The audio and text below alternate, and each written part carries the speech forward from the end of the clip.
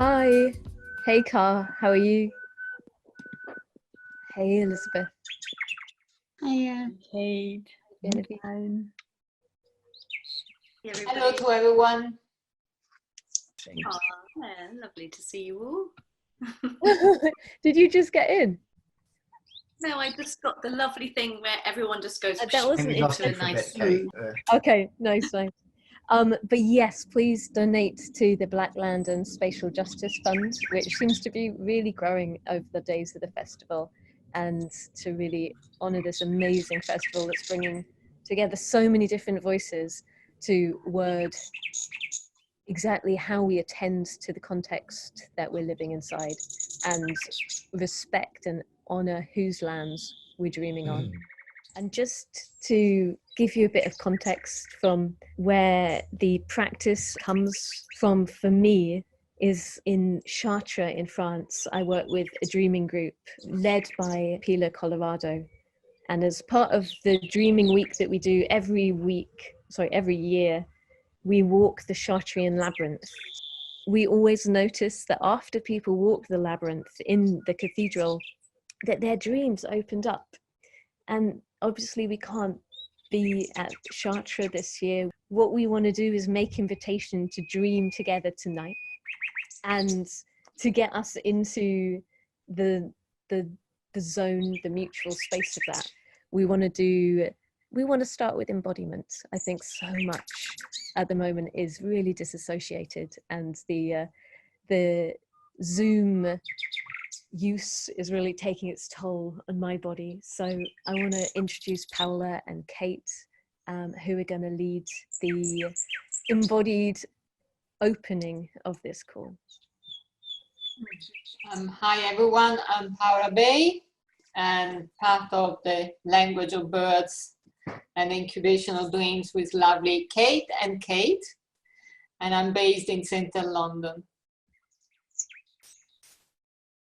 Kate? Oh, sorry, I've got distracted because I can see a very dear friend. Hello, welcome. Hello. Hi, Lisa.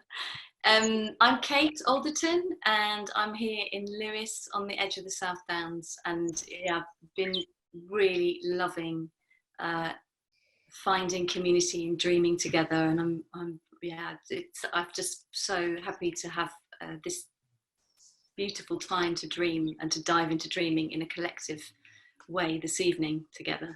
And welcome everybody. And I also want to recognize Olu and Ed, who are going to be joining us tomorrow morning to draw some dreams, and a whole network of dreamers who've turned up over the weeks of lockdown to hold this space. Paola, do you want to start with your meditation? Yes. I would like to invite everyone to sit comfortably and close your eyes. Let any thought that you've been kind today to leave your body, to leave your mind. And inhale deeply and exhale. All the negative energies that have been holding you today on the last period are now going. And imagine in the middle of your chest, the heart chakra, your heart chakra. And inside your heart chakra, there is a beautiful flame. It's a flame of your love. And now imagine this flame going all the way down to your body, all the way down to the crust of Mother Earth, and go through the crust and going through the different layers of our planet, and all the way to the center, to the heart of Mother Earth. And now your flame goes around the center of Mother Earth 3 times.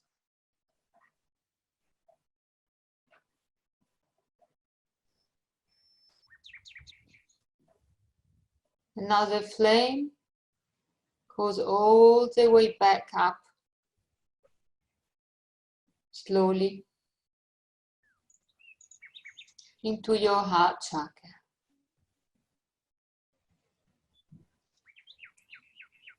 And now they take the flame up, all the way up your body, your head, your crown chakra on top of your head, and all the way up into the sky, into the universe, until you reach the central sun.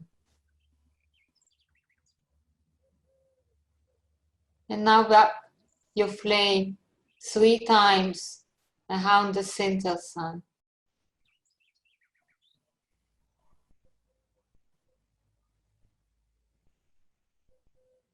And gently take it all the way down, back in your heart chakra.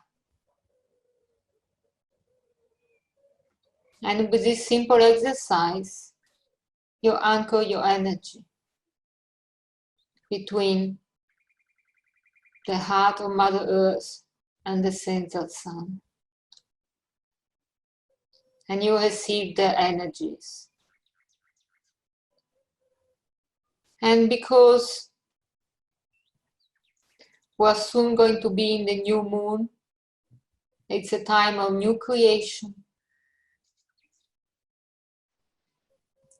Let's imagine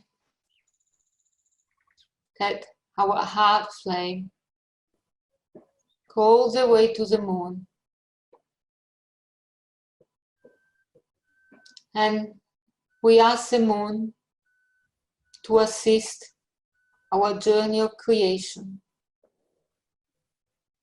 to assist our intention for this new moon, and to assist the journey into the dream world, where together we're weaving beautiful dreams for a better future for us, for our children, our grandchildren, and the next 7 generations.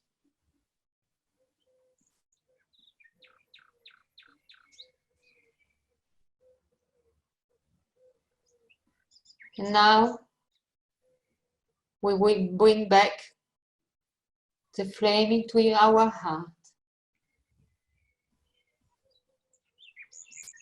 And we give thanks to Mother Earth for the abundance we receive every day, for the love we receive every day. We give thanks.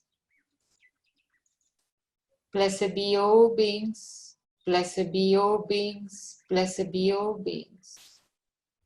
And when you are ready, gently open your eyes.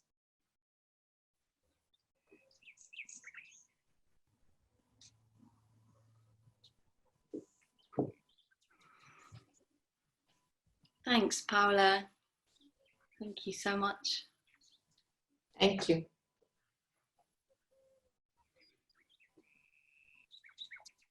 So we're just going to return from that beautiful journey that Paola took us on to the body. So wherever you're sitting now, start to get a sensation of where your body's sitting, where it's touching the chair or the floor, what the air around you feels like. I think so many of us at the moment are spending a lot of time in meetings with beautiful open hearts, communicating through these devices that are helpful. But I'd like to invite you to look at each other through this portal that we have open to each other, and then start to widen your field of awareness into the room that you are actually existing in as a physical body, with the air around you, and take that awareness further out and start to get a sense of the people that we would be in an actual room with if we could meet in person. So rather than meeting with a group of people who are here, we are actually here somewhere. We just have a lot of distance between us. If we were sitting next to each other, we might be able to feel each other's heat a little bit, hear each other's breathing a bit more. So as you start to look at the people who are in front of you, even if they are just a name because their camera isn't on yet, sometimes not everyone can turn their camera on, start to get a sense of where we are with each other. And we can stretch out all the way across from wherever we are, in Berlin, in Ealing, in Northallerton, in London, by the sea, wherever we are.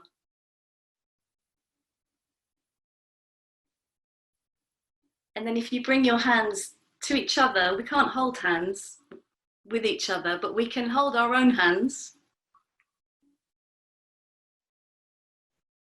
And remember that we are bodies, even when we're dreaming, we're bodies. The body is the container for the dreaming. And when we return from the dreaming, it's the body that can often remember.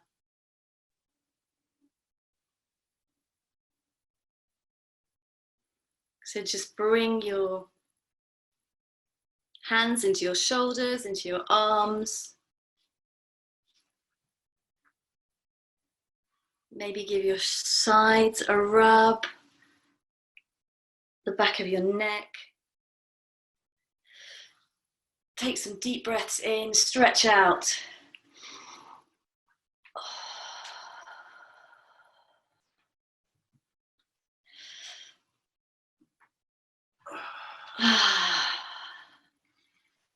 And maybe put your hand on your heart. There's been a lot of talk about speaking from the heart today in our last session, which I appreciated so much. Feel the beating of your heart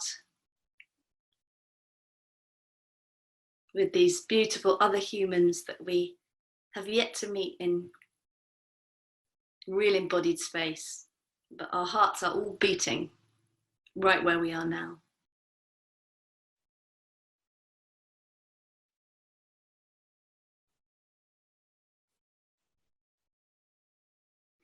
Thanks, everybody. Oh, thank you so much, Kate. Oh, it really is the heart. And I don't know if everyone was at the session 2 days back of the activist from Auckland.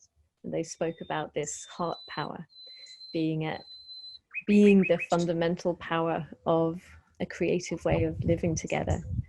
And what we've tried to design for you tonight as you sleep is a little embodied practice to do before bed. Paola and Kate, would you like to speak a little bit about the invitation for dreaming tonight? Yes, when just before you close your eyes, set an intention. What is your intention for the solstice, for the new moon, for the eclipse, for yourself, for your loved ones? You must have a special dream in your heart. And the learning is to ask for the dream world, for the universe to help you in creating this dream for you and for whoever you want. But it's really very important to ask for help. That is a big learning. And really ask the dream world to help you journey into the night, to be gentle and to be spatial. So spatial that the dream that you will receive tonight will stay with you for a long time. And maybe one day, maybe tomorrow, and maybe in 10 years, we don't know, you will understand why you had that dream tonight. One of the things I'm going to be asking, in setting my intention for, is just to process this whole cauldron of the festival with so many different people speaking and sharing their work. It's quite overwhelming in the wealth that's being shared, and to integrate and really like feed the inspiration, feed that power to integrate some of the things we're noticing. And then at 9 a.m. tomorrow, you're invited to bring back, and we are joined by some other people as well, bring back the dream you had. It's just one ingredient which goes into this big cauldron that we are inviting everyone to put their offerings into. I wanted to add, just hearing you talk, Kate, about this idea of this festival being like a cauldron of so many different ideas and inspired ways of thinking and thinking differently, and finding ways to communicate. And I think that's what I really love about that very simple movement that we've been thinking about, because it reminds me of gathering and collecting information and new ways of being from this cauldron that's been created, and taking them into the very center of the being to process during the night, and then walking them back out again to share in the morning.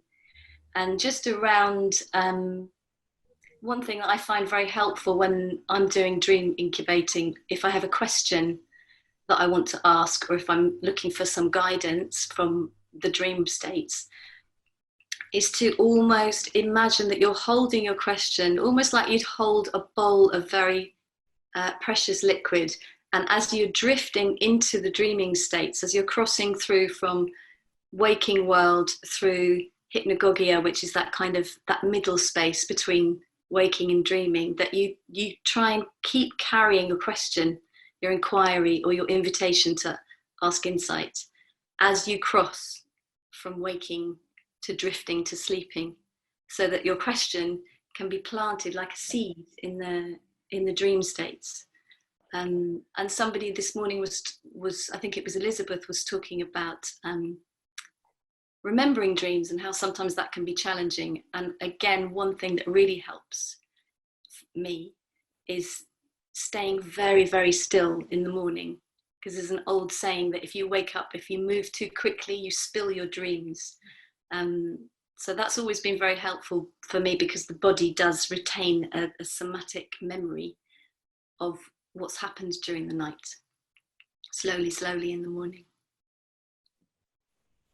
And also, if you don't remember your dreams, you're still welcome to come back and hear everyone else's. And sometimes it's like a kind of dreaming, hearing the dreams of the collective. It's like dreaming at a distance. I think I would also like to say, if you, and this is clearly apparent anyway, that if you don't feel like sharing your dream, you don't have to.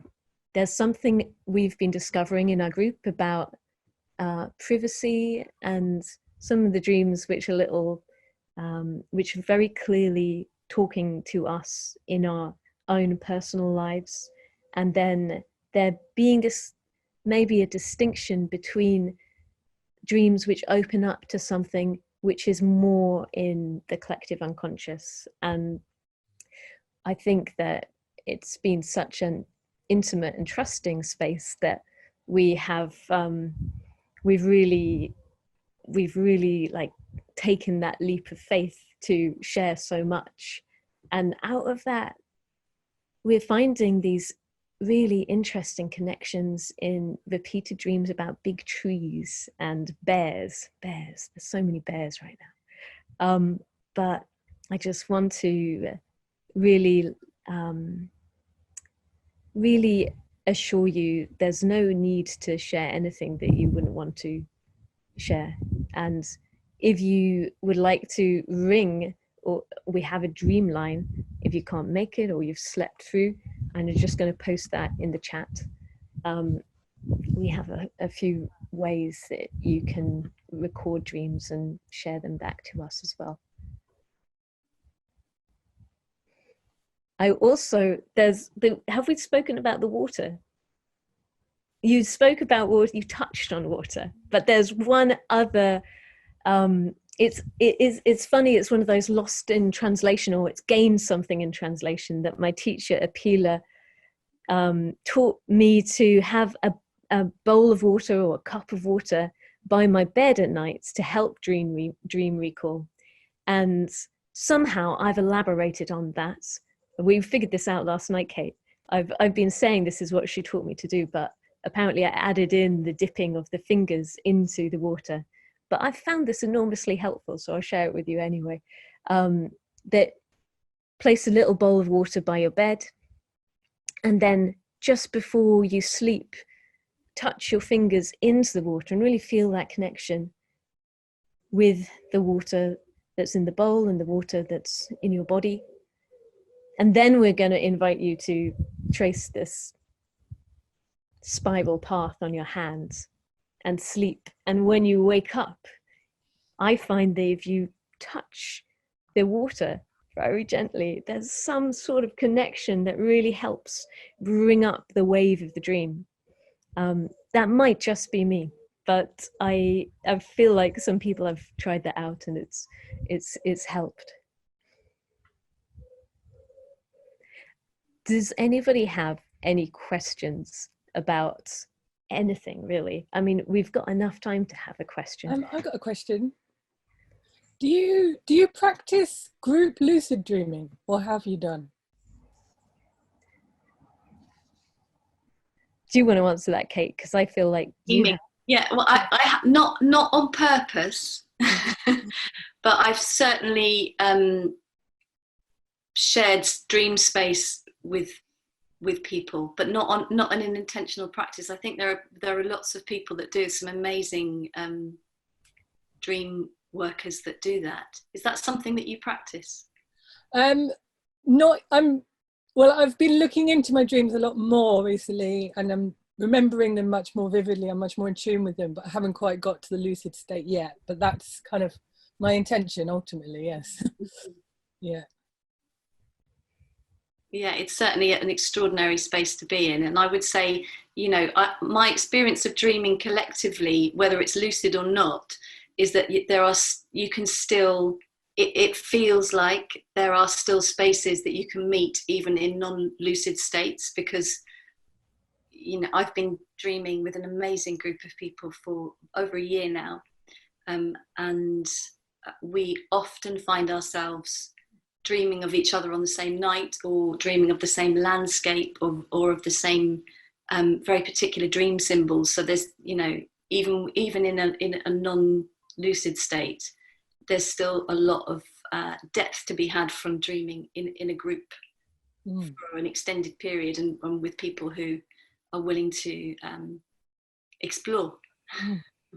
Yeah, I resonate with that we haven't intended to do lucid dreaming, but when you're connected with a group of people that you're creatively working with, and you're also sharing your dream life at that level, there's some extraordinary relationships that start to happen.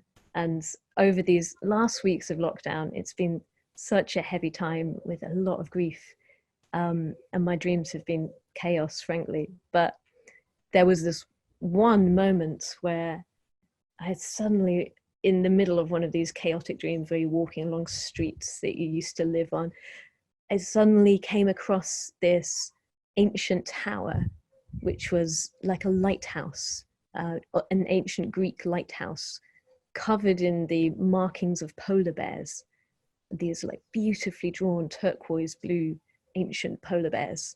And I was so aghast, and I felt this sense of, it's the polar bear tower in real life. And it just felt absolutely real and connected with what my teacher in Hawaii had been trying to convey about polar bears half a year back. So I find that is tempora, I can't say it today, temporally really strange that we can suggest these we can suggest things and say, hey, what about that? And yet there's something always playful and paradoxical about how human beings are. So maybe we won't dream tonight. Maybe we will dream in 2 years' time. And I think that's something to welcome and also smile at. I think there's something when you try to get too rigorous with the living unconscious, which is like a wild animal in so many ways, it completely defies it. Thank you. Yeah, I also had recently a very intense dream with bears where I was lost in the forest and I didn't know where to go, and I ended up in a cave where there was a bear and with the cubs, and I felt like, OMG, now my life is over. The mother bear is going to get rid of me. What have I done? And actually I've been adopted by her and be looked after and fed together with the cubs. Like I was one of them. And it felt really, really nice to snuggle up to Mother Bear and the cubs. It was like, yeah, this is my new home, it's my new family. I don't want to go anywhere else. It was really yummy. And then you wake up, it's like, no, why? I want to go back to the dream. You were reminding me, there's a dream researcher who works on animal dreams and asks us not to see animals in a symbolic way, but to feel that if we meet the bear in the dream, then we're meeting the bear, the great bear, the living bear. And that felt so extraordinary to me at the beginning of this work with dreams back in 2013. I went to do some work in South Africa, and I could see people were reporting dreams of snakes, and then they would find a snake in the camp the day after. And it wasn't something that I was happening in me, but there was this like dawning awakening of, my God, there's ways that there are deep relationships here. It's a deeply relational space, depending on what you're attending to. Over lockdown, I started to dream about the horses out of the fields at the back of my house. And then the horses were replaced by sheep, and the sheep suddenly arrived in the dream space before the sheep turned up in the field. And it was really, the presence of animals, I can only say, and the big trees we've been dreaming of. It's just, it's not consoling. It's more like, I'm just so glad for it. I guess it's love. I guess it's like, oh, thank God this is alive. Hey, Michael, you are here. You suggested you spoke some words on embodiment in the last session, and I invite you to share if you like to.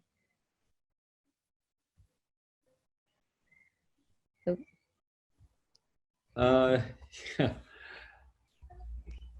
That's my problem. I'm not always so verbal, but it's better. It's better for me to be physically like in a space, and because it just comes through through movement for me rather than words, and I guess that's what I'm curious about, is creating spaces where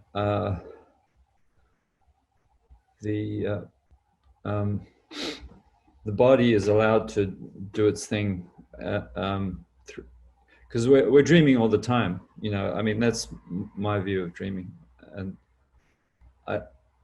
I'm not that good at remembering dreams at night. And I guess through my different practices, through embodiment practices, like I was saying, authentic movement, I've been just trying to encourage my own process to to develop, like, you know, like as a thing I do during the day. So I don't want to kind of separate. Yeah. Anyhow, I mean, I'll just leave it at that for now. No, I hear you, really. And also just to welcome anyone who wants to come at 9 a.m. and respond to the dreams in all sorts of non-verbal ways. If you want to turn up and paint, if you want to turn up and draw, if you want to turn up and dance, it's wide open as it can be. I feel that there's much more we could do with the Zoom template, but any creativity which you want to bring, it's so open and welcoming of that. And now, because we're going to be closing soon, I think we can ground ourselves in this tiny little embodied practice of attending to the hand. And the hand is such a expressive, it's the emissary of love, really, because you touch your lover's hands, your friend's hands. And one of the things that I've been having such difficulty with through these last months is, you know, that we weren't allowed to do that. I had to see my dad really ill and stand back and, you know, not take hands. And oh wow, it's so enormous, the kind of charge that is released when you do connect. And I've really been enjoying this practice of touch.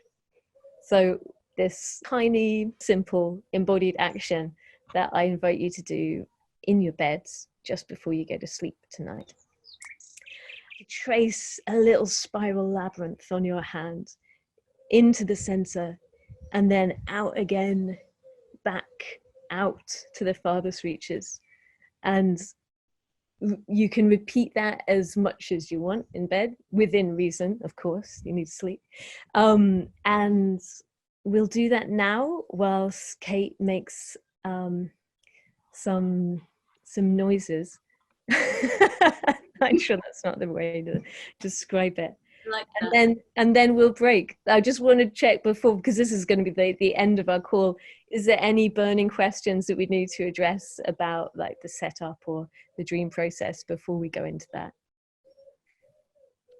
I'm going to say one thing, which is there's something you offered and mentioned when you first taught me about working with water with the dreaming, which is a really beautiful practice of when you've woken up and you've finished your dreaming and you've written them down, if you remember them, that you can take your bowl of water, which is filled with dreams, and then return it to somewhere on the land, even if it's, you know, if you're in a flower pot, or water a wildflower, or into the garden, but it's or into the sea, wherever you are. It's a really beautiful way of returning the dreaming to the land.